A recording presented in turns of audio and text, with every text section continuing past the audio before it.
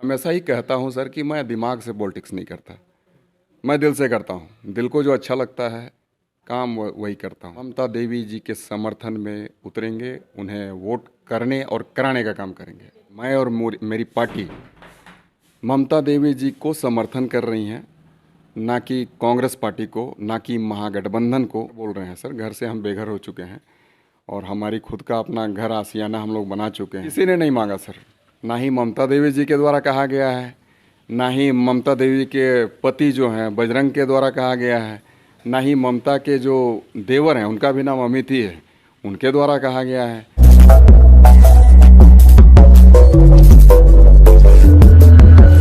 नमस्कार, आप देख रहे हैं द रियल खबर और मैं हूं आपके साथ रंजित शर्मा। जैसा कि रामगढ़ उपचुनाव की तिथि की घोषणा हो चुकी है और एक सभी पार्टियां अपने पूरे जोर शोर से उस तैयारी में लग चुके हैं। अब भैया हमारे साथ बात करने के लिए मौजूद है पूर्व विधायक अमित महतो जी। जानते हैं सर, रामगढ़ उपचुनाव में जी किसका समर्थन रहेगा, किसको समर्थन करेंगे आप? जी, ये तो रामगढ़ में उपचुनाव होना ही दुर्भाग्य है और महज 3 साल के कार्यकाल के बाद में ही वहाँ पर उपचुनाव लोगों को देखना पड़ रहा है। और ये जो कोर्ट के द्वारा जो ममता देवी जी को जो सज़ा दी गई और वो जेल में है, तकलीफ़ की बात यह है कि उनके मात्र 4 माह का एक बच्चा भी है और वो आज जेल में है, माँ बेटे से अलग है। और ऐसा नहीं है सर कि ममता देवी जी वहाँ जाके कोई गोली चला रही थी। निश्चित तौर पर नेतृत्व करता है तो नेतृत्व करने का काम कर रही थी, लेकिन कोर्ट की ओर से उनको सज़ा दिया गया। अब कोर्ट क्या करती हैं, जो जिस तरीके से कोर्ट के पास में प्रस्तुत किए जाते हैं, साक्ष्य रखे जाते हैं, उस आधार पर कोर्ट फैसला सुनाती है। कोर्ट की अगर मर्जी भी है सर, अगर कोर्ट ये जानती भी है कि ममता देवी सही है, तो भी कोर्ट को अगर ये बताया जाए कि नहीं ममता देवी गलत हैं, ये हमारे सामने प्रस्तुत किए जा रहे हैं, हम आपको साक्ष्य उपलब्ध करवा रहे हैं, तो कोर्ट नहीं चाह के भी उसको सज़ा देने का काम करती है। यही हुआ है सर, और ममता देवी को सज़ा मिली है, दी गई है कोर्ट की ओर से। तो मेरा ये मानना है कि ममता देवी के साथ में अन्याय हुआ है, साजिश का शिकार बनी है और साजिश करता जो भी हैं आज काफ़ी चैन व सुकून से हैं। तो मैं ये मानता हूँ और मेरी पार्टी ये मानती है, मैं हमेशा ही कहता हूँ सर कि मैं दिमाग से पॉलिटिक्स नहीं करता, मैं दिल से करता हूँ। दिल को जो अच्छा लगता है काम वही करता हूँ। और आज के समय में पार्टी ये मानती है कि नैतिकता के आधार पर पार्टी ममता देवी को सपोर्ट करती है, ना कि कांग्रेस को सपोर्ट करती है।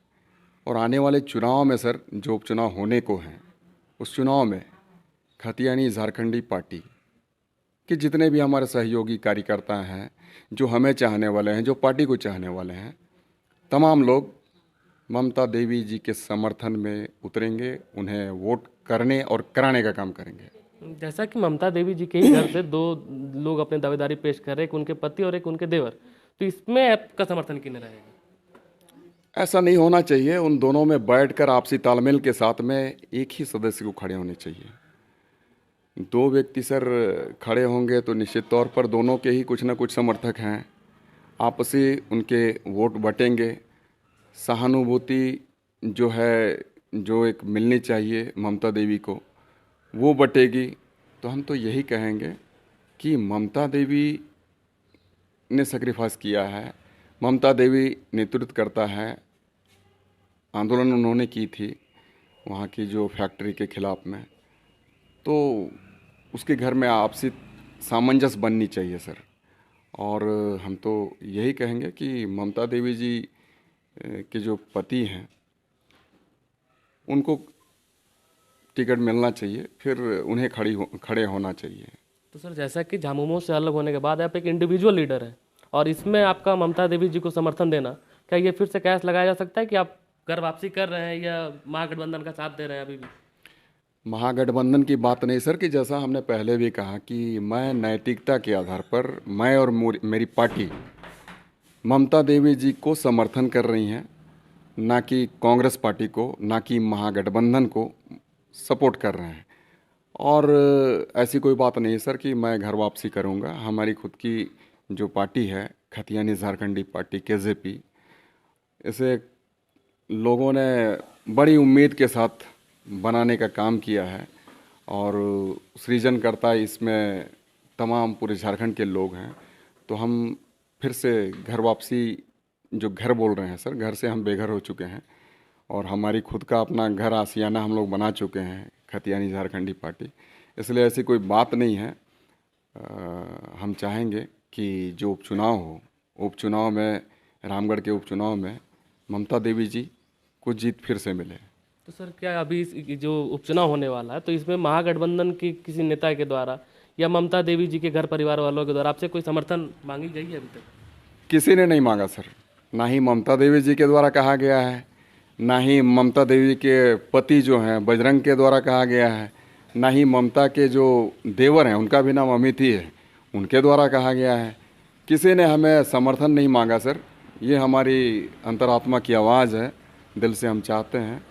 चूँकि ममता को हम खुद ब खुद बेहतर तरीके से जानते हैं और हमने उनके पक्ष में जाके प्रचार की थी, तो इसीलिए सर हमें ऐसा लगा कि नहीं, ममता सही है, उसके साथ नाइंसाफ़ी भी गलत हुआ है तो उसके साथ होना चाहिए। हाँ, ये बात अलग है सर कि आने वाले दिनों में फिर क्या होना है 2024 में, ये तो भविष्य की बातें हैं और उस समय पार्टी अपना डिसीजन लेगी।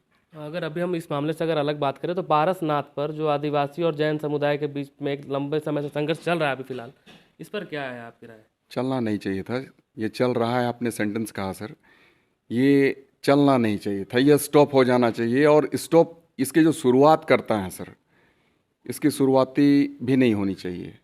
हमारे झारखंड प्रदेश में सर जात, मजहब, धर्म के नाम पर राजनीति करने वाले लोग गलत किया करते हैं और हम लोग बरसों से अमन, चैन, सुकून के साथ में हम लोग इस झारखंड प्रदेश में रहते चले आए हैं।